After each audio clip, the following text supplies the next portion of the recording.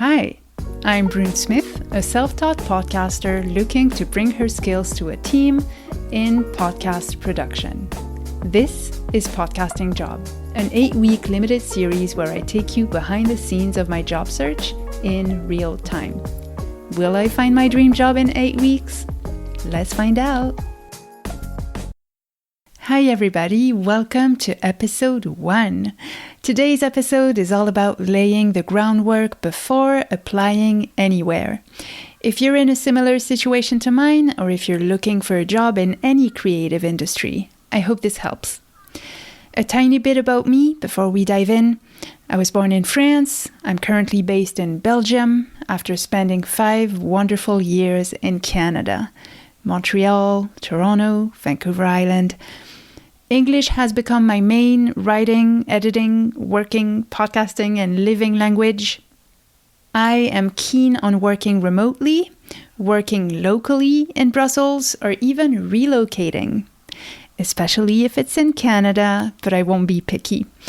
Over the years, I've had many different roles, from being an account manager in the interior design industry in Paris to selling ethically made clothes at a local designer's boutique in Toronto, or most recently, being a self-employed writing coach and editor for nonfiction writers. I've created 2 podcasts, 3 with this one, all in English. The first one, called Première Personne with Brune Smith, is a series of interviews about how first-person narratives can transform the collective.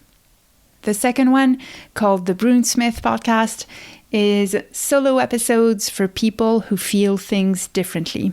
I'll link to both of them in the show notes if you want to take a listen.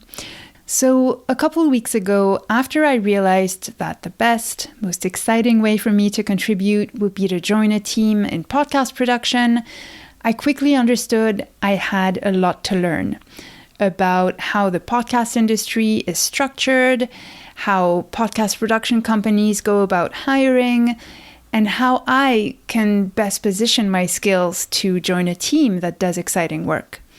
So I started Googling stuff, and I experienced a couple of different feelings. I got excited, I got a bit overwhelmed, and I got imposter syndrome. Dun, dun, dun. If it sounds familiar, good, that means you are human. I realized if I want to be level-headed and approach potential employers from a place of clarity, confidence, and knowledge, I was going to have to lay some groundwork. For me, this consists of 3 key elements that I want to explore with you today. Number 1, anchoring myself in my skills so I can create the most straight-to-the-point portfolio. Number 2, setting up ways to consistently increase my industry knowledge and stay on the lookout for job opportunities. And number 3, building a supportive mindset for myself for my job search. Moments of doubt and imposter syndrome will inevitably arise, as they have already started to, and I want to be prepared.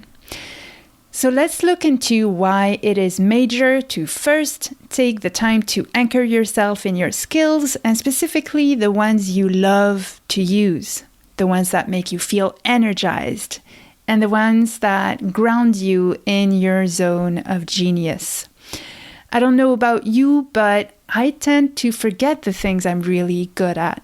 I tend to brush over them, especially the skills I've honed outside of work in my personal projects, and the ones that come naturally to me. I take them for granted, and then I just forget to mention them to potential clients or employers. Boo! No more. So this week, one thing I did was I set aside a couple of hours to journal and mind map my skills. I highly recommend this. Here's how I went about it if you want to do the same. First, I listed all the work experiences I've had and personal projects I've done. And for each one of them, I wrote down the skills I honed and the things I loved about those experiences.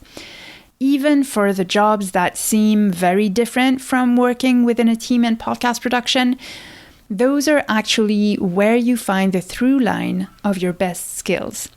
For example, with me, when I was an account manager for a high-end bespoke furniture company, the way I got good at my job was not because I was a natural salesperson. I'm actually not.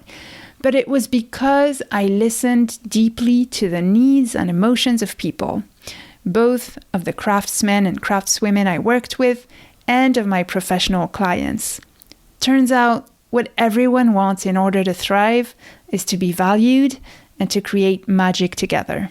So even in a sales position, long before I started helping people tell personal stories on stage and on the page in Canada and in Europe, which is another thing I did, and long before I did any podcasting, a big skill of mine was already listening and tuning into people's emotional truth. The second thing I recommend in order to embrace the full breadth of your strengths is to go back to things people told you about your work or your projects in the past. You have to listen to people who really see you and who recognize the value in your work. They're often better judges than you are. This is where a compliments notebook comes in handy. I stole this genius idea from my brilliant friend, Erin Rogers. It is what it says it is. Every time you receive a compliment, you jot it down in your notebook.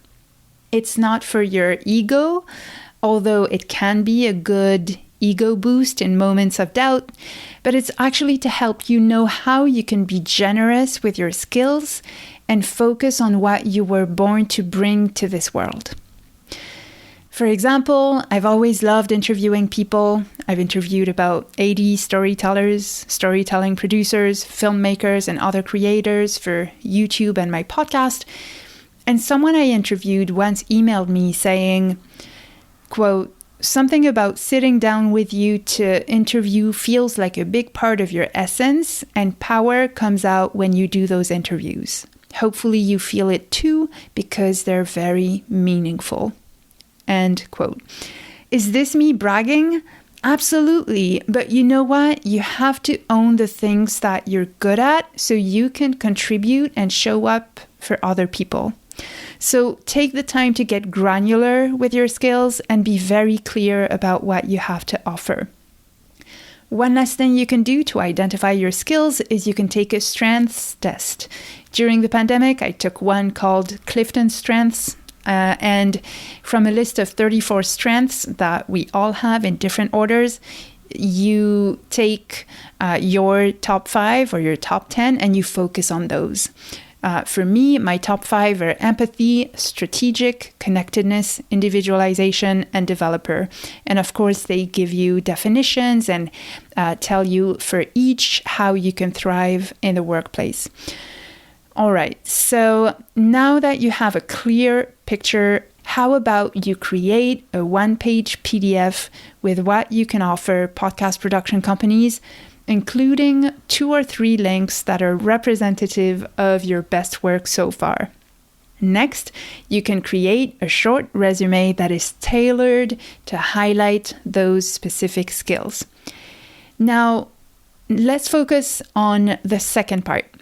Let's focus on getting some knowledge about the industry. To avoid overwhelm, just subscribe yourself to a couple of trade newsletters like Pod News, Sounds Profitable, or the Podcast Business Journal. You can follow the Pod News podcast for a daily audio update about what's going on in the industry, and those will be a great place to start. You also want to bookmark a website or 2 like podnews.net/jobs, which is a great job board for podcasting jobs. However, this is not the only place where jobs are posted, and jobs are not always posted. So you and I are going to have to network. I'll talk about that more in future episodes. And last, but certainly not least, the third item is I wanted to talk to you about mindset. Here are some things that I try to remember, that I want to remember. Maybe they'll resonate with you. First, whenever I get imposter syndrome, I like remembering this quote by Arthur Ashe. You probably heard this quote before many times without knowing he was the one who said it.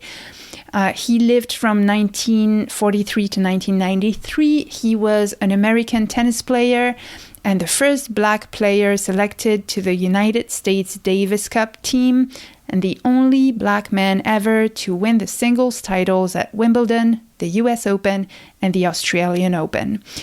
And the quote is, "Start where you are, use what you have, do what you can." I sincerely believe you have everything it takes to do the job you are dreaming of, because otherwise you would be dreaming about something else. The second thing that might be helpful might be a bit woo, but that's who I am. There's this great quote that has stayed with me ever since I read it a couple years ago in a newsletter by Chani Nicholas, this wonderful Canadian astrologer and activist, also a podcaster. And her newsletter read, "What you yearn for yearns for you too." I remind myself of that quote often, especially when I am letting myself be discouraged from a lack of results or from apparent temporary defeat. To finish my pep talk to you and to myself, don't forget to surround yourself with supportive people who understand the scope of what you are aiming for.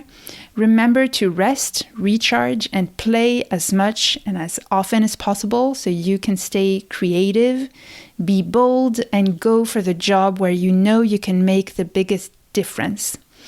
Next week, with the portfolio and targeted resume that I now have, I'm going to start reaching out to people and offer my services. I'll let you know how it goes. Thank you for listening. I hope you got something out of it. Before you go, I would like to kindly ask for your contribution. If you have any piece of advice for me or know anyone in the podcasting industry I could reach out to for help, please email me at brunesmith@substack.com. That's BRUNESMITH@substack.com. Don't forget to subscribe or follow the podcast wherever you're listening so you don't miss an episode. If you have friends who are creative thinkers of any kind, please share this episode on your socials. It might be of interest to them. Lastly, next time you're on the subway or in line at the grocery store, please think of me and leave a review of this podcast on Apple Podcasts so that others can discover it as well. Thank you so much. I'll see you next time.